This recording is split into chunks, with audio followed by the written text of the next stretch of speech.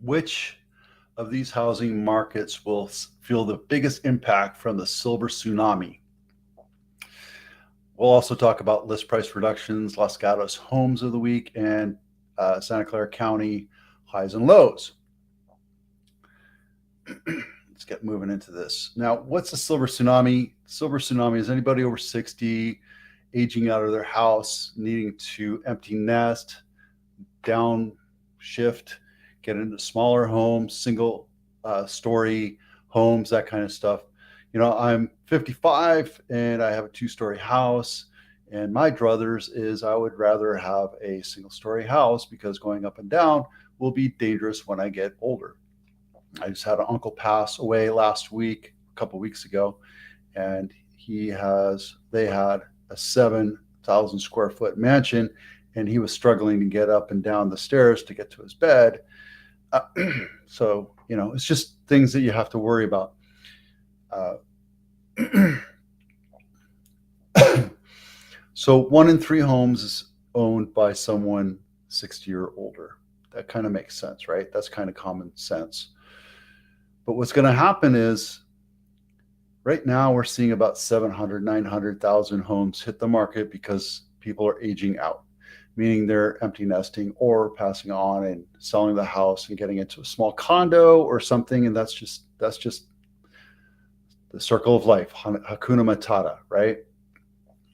Here's one thing that you have to realize. Now, as I go through this, these are the areas that are going to be the most impacted, just so you can see it. If you have parents living in that, you might want to talk to them about selling now rather than later, because once this hits, it's going to be a big splash and the market will get overwhelmed and there'll be more supply than demand unless things shake out. Now, this is 3 years from now, right? And this is 13 years from now. And this is just speculation. But here's what you have to realize. What is that going to mean to you? Are you going to sell the house? Are you going to move the house? Move into the house? Are you going to rent it? Completely up to you how you decide how to manage that home. It could be a house you lived in, or it could be the house that they moved up to, and then they no longer need it. But these areas are going to be hit pretty hard because when you have 30% of the housing coming in from empty nesters, it's a different type of market. There'll be different types of buyers, right? Now, remember, when you have a house owned by somebody that's older, typically, not to pigeonhole them, but you're going to have deferred maintenance. You're going to have houses that are larger that they don't need anymore, but also because they don't need it, they're probably not taking care of it. The appliances are probably not working. Some of the switches might not be working. It might not be clean as you need it to be. So just be aware that there's some things that are going to be needed to be done. And the kitchen and the bathrooms. We talked about this yesterday, Monday, talked about what people are looking for, what buyers are looking for when it comes to buying a house. Now they want curb appeal. They want new kitchens. They want new bathrooms. And they also want, air conditioning. And a lot of these houses probably don't have that. They probably don't have nice new kitchens or nice new bathrooms, or the curb appeal's off, or maybe they just said, I never needed air conditioning. But when you go to sell your house, have your realtor do a survey and find out if air conditioning is required. It's a worthwhile investment. I'm not saying you have to do it, just saying don't expect your house to sell for a premium price or the top price if it's deferred maintenance, it's a little dirty, and doesn't have new kitchen or new bathrooms or air conditioning. So just keep that in mind. There's going to be a huge rut of younger people that can't afford these houses if they're completely turnkey, and that's okay. What I tell people is I give them a choice. We can sell your house as it is right now. You're not going to get top dollar for it. I don't care either way. We could put some money into it, bring my project manager into it, and then manage the whole thing, make it look nice and turnkey. We're doing that to a house right now where the parent passed on, and we're fixing up the house. We're also doing it to another house where we're not touching it. We're not touching one single thing. We're going to clean it. We're going to leave it just where it is. Now it's a beautiful house. It doesn't really need a lot of work on it. It just needs to be cleaned and cleaned out. So, and then there's another one. They're doing it all themselves, right? They're just do-it-yourselfers, and I'm waiting for them to get ready to go, and they're slowly moving along, and they're bringing in a painter, one of my painters. So we're just kind of massaging, just kind of working. And any way you sell your house, it doesn't matter. I'm telling you straight up. This is good because right now we have very, very tight inventory in most of the US. Now, Salt Lake and Austin and Florida and a lot of these places where people flock to, they're kind of getting out saying, this is not really for me. I don't really want this lifestyle. I want to go back to California because that's what I like. I like being by the beach or what have you. Whatever their reasons are, people are kind of squeezing out of where they decided to move. Now, Austin is being impacted pretty hard because it was one of the top places people moved to. When they moved out of New York or out of California, they all went to Austin because that was a blue city and whatever. Those prices went up. They skyrocketed up. And what they realized is they didn't have Proposition 13 like we have in California, where it protects you from huge price increases, which hurt the people that are retired. They bought a house for $20,000, $30,000 30, 40 years ago, and now it was worth $200,000, so their taxes went up. And then when this mass migration came in and affected all the home prices, now the assessed value is up to $500,000, and somebody that was on a limited budget, now they have to pay taxes on that, and they're getting squeezed out. So the good news is this will be an influx of inventory that we desperately need. I think 2027 is a little too late. We need it now, but that's where we are.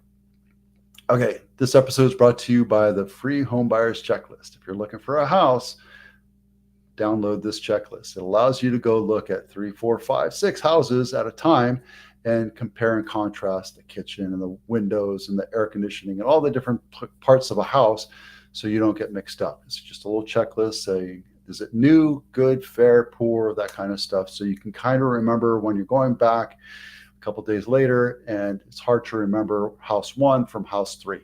And that's what this checklist allows you to do. We've had 164 price reductions in Santa Clara County. And this one just got my eye because it's in 95136, which is Blossom Valley still. And I think this is a really nice looking house. But, when you overprice the house, original list price is 1.7, now it's 1.6. Why is it so expensive? Well, a couple of weeks ago, we had news report saying that the median sales price in Santa Clara County is $2 million. So why shouldn't I be able to sell my house for $2 million? Well, area. It depends on the area where you live. Now, this is on the east side of 87, and that's kind of the delineation mark of haves and have-nots. And if you don't have a bunch of money, you really can't afford to pay over $2 million. So houses on the east side of 87, let's get over here, I can show you this. It's actually quite smart to look at it this way. Anything on this side of 87, they're going to be pretty much $2 million. Anything on this side, you're still under $2 million. So median sales price has nothing to do with what the houses go for in your specific target area. You have to be very careful about pricing it. And when you price it over $100,000, and quite frankly, this should have been listed at 1.5 and let the buyers bid it up.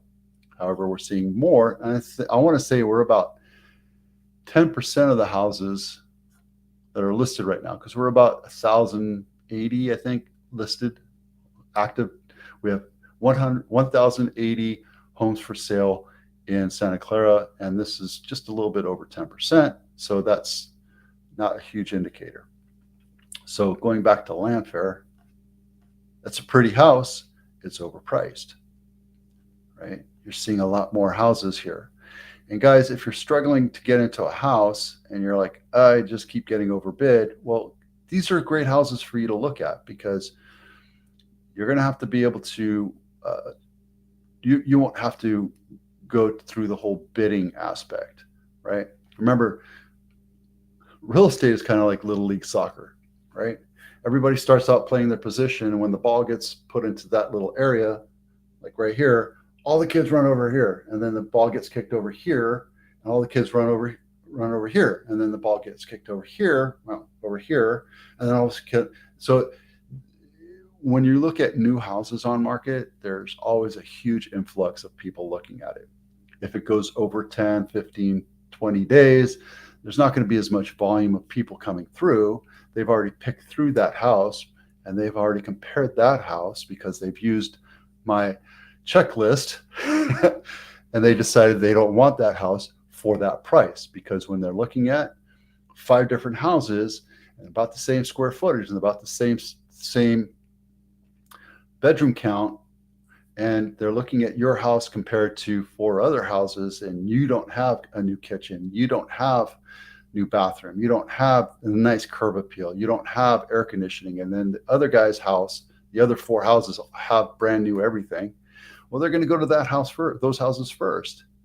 Just, you would do the same thing. So I'm not trying to be an a-hole. I'm just telling you that's just human nature. And buyers are smart.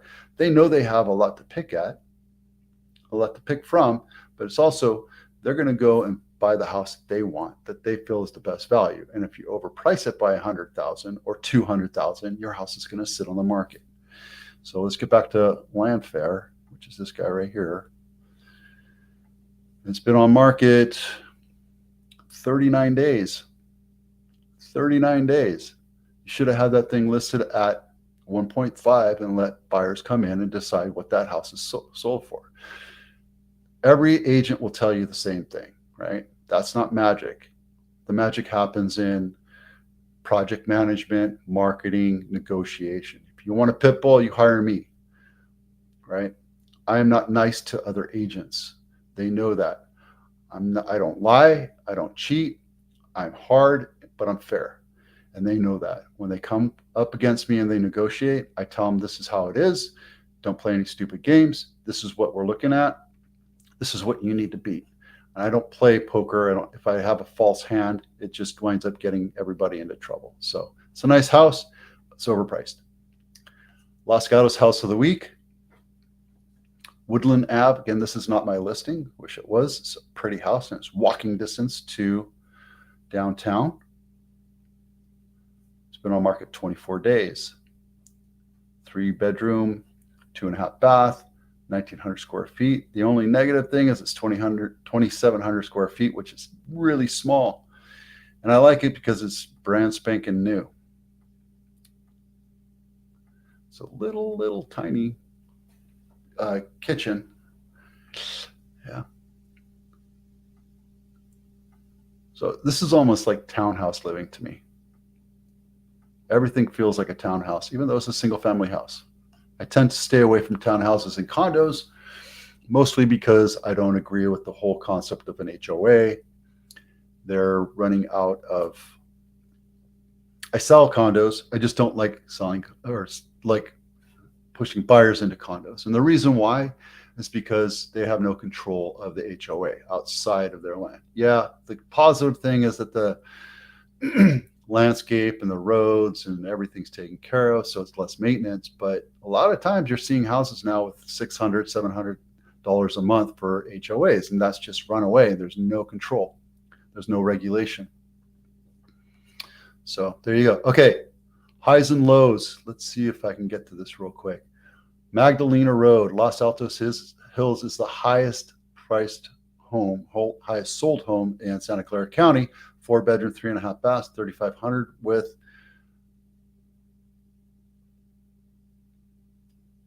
a ADU, but it doesn't say how long it is, how big the ADU is. So I don't know about that. Let's see, air conditioning. And this is sold. They took the pictures off. You're allowed to ask for it. I don't really care for it, but you can see right there, there's some maintenance issues with this house too. Yeah. So it's not completely updated. That's why I didn't go for crazy expensive, but still almost $8 million. This is the lowest sold price home in Santa Clara County, and that was in San Martin. Wow. The value is in the land. You see that? The value is in the land. You want to tear that sucker down. 3 bedroom, 1 bath, 1,000 square feet, 104 years old. It's the highest priced home for sale right now in Santa Clara County. It's $30 million, 5 bedrooms, 6.5 baths. We've already seen this once before. It's been around for a while. And Loma Chiquita, the compound, it's been on market 193 days now. It comes and goes. Guys, if you want a compound, you want to live off the grid, some rustic living, there you go. That's what it's all about right there. Look at that. Oh, yeah.